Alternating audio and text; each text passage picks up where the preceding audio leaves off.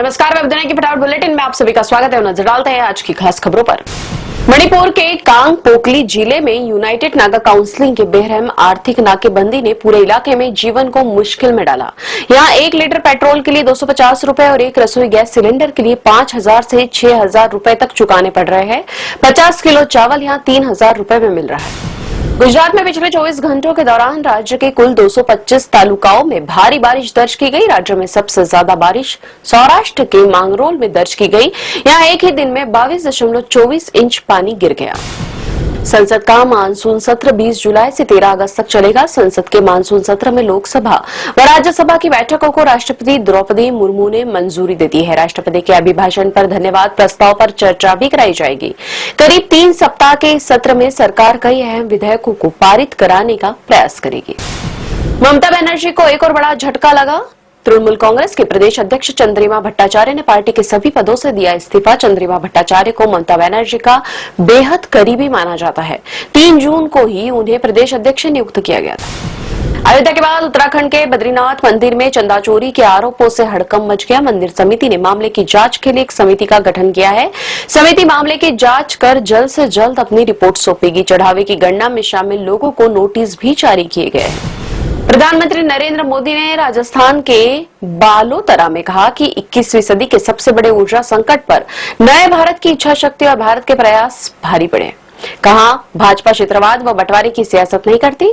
भाजपा राष्ट्र प्रथम की भावना पर चलती है। हम परियोजनाओं को पूरा करने के लिए दिन रात एक करते थे। दिल्ली की अदालत ने छात्र कार्यकर्ताओं उमिर खालिद और शर्जील इमाम की जमानत याचिकाओं पर आदेश सुरक्षित रखा। 2020 के दलित दंगे के मामले में आरोपी है इमाम और खालिद।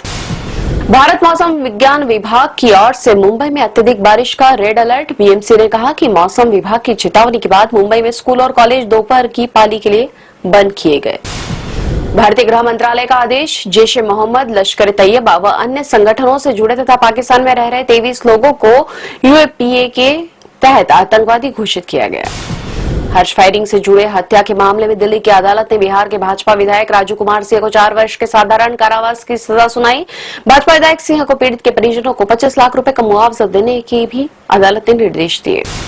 भाजपा के राष्ट्रीय अध्यक्ष नितिन नवीन ने कहा कि उत्तर प्रदेश में 2027 के विधानसभा चुनाव में फिर से कमल खिलेगा और पार्टी कार्यकर्ता चुनाव के लिए पूरी तरह तैयार है। सामाजिक कार्यकर्ता सोनम वांगचुक का जंतर मंतर पर अनशन शनिवार को 7वें दिन भी जारी रहने के बीच कॉकरोच जनता पार्टी ने कहा कि उनका वजन 5 किलो कम हो गया है और उनकी सेहत तेजी से बिगड़ रही है। संगठन में धर्मेंद्र प्रधान के इस्तीफे की अपनी मांग दोहराई।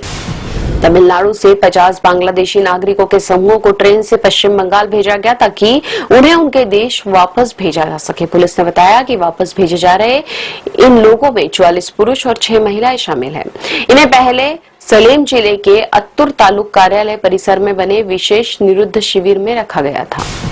दिल्ली की मुख्यमंत्री रेखा गुप्ता ने सरकारी कार्यालयों के लिए पहले घोषित की गई वर्क फ्रॉम होम की व्यवस्था संबंधी आदेश को भू राजनीतिक स्थिति सामान्य होने के मद्देनजर शनिवार को वापस लेने का निर्देश दिया। ईरान में युद्ध के कारण हुर्मुज जल डमरूमध्य से तेल की आपूर्ति प्रभावित होने के बीच प्रधानमंत्री नरेंद्र मोदी ने ऊर्जा बचाने के लिए मितव्ययिता बरतने का आह्वान किया था। चीन में भारत के राजदूत विक्रम दोरईस्वामी ने पश्चिम एशिया संघर्ष में मध्यस्थता को लेकर भारत और पाकिस्तान के बीच किसी भी तुलना को शनिवार को खारिज करते हुए कहा कि देशों को स्वयं तय करना चाहिए कि ऐसा करना उनके हित में है या नहीं। अन्य सालों के जून महीने की अपेक्षा चालू साल के जून में दुनिया के महासागरों के तापमान में रिकॉर्ड बढ़ोतरी दर्ज की गई।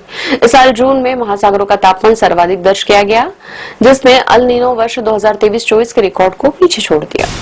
संयुक्त राष्ट्र की विरासत संरक्षण एजेंसी यूनेस्को ने नेपाल के 17वीं सदी के एक बौद्ध मठ को पुरस्कृत किया है। नेपाल में 2015 में आए भूकंप में क्षतिग्रस्त इस मठ को भारत की मदद से पुनर्निर्मित किया गया था। भारत और इजरायल के बीच द्विपक्षीय निवेश समझौता शनिवार से प्रभावी हो गया। वित्त मंत्रालय ने शनिवार को बताया कि समझौते से दोनों देशों के बीच निवेश के लिए एक सुरक्षित भरोसेमंद माहौल सुनिश्चित होगा और द्विपक्षीय आर्थिक संबंध और मजबूत होंगे।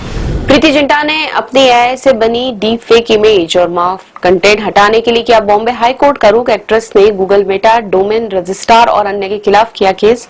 प्रीति ने कहा कि उनकी पहचान और चेहरे का किया जा रहा है गलत इस्तेमाल। कोर्ट ने ऑनलाइन प्लेटफॉर्म समेत सभी पार्टियों से वेबसाइट से आपत्तिजनक कंटेंट हटाने का तरीका निकालने को कहा। सलमान खान फिल्म्स ने फिल्म मातृभूमि की सीबीएफसी सर्टिफिकेशन को लेकर चल रहे अटकलों का किया खंडन। प्रोडक्शन हाउस ने कहा कि फिल्म को अभी तक बोर्ड के पास सर्टिफिकेशन के लिए भेजा ही नहीं गया। किसी भी तरह की आपत्ति और विवाद की खबरों का कोई तथ्यात्मक आधार नहीं। इसी वेब दुनिया के फटाफट बुलेटिन और ताजा अपडेट के लिए लगातार बने रहे हमारे साथ, यानी कि विजिट करें वेब दुनिया पर।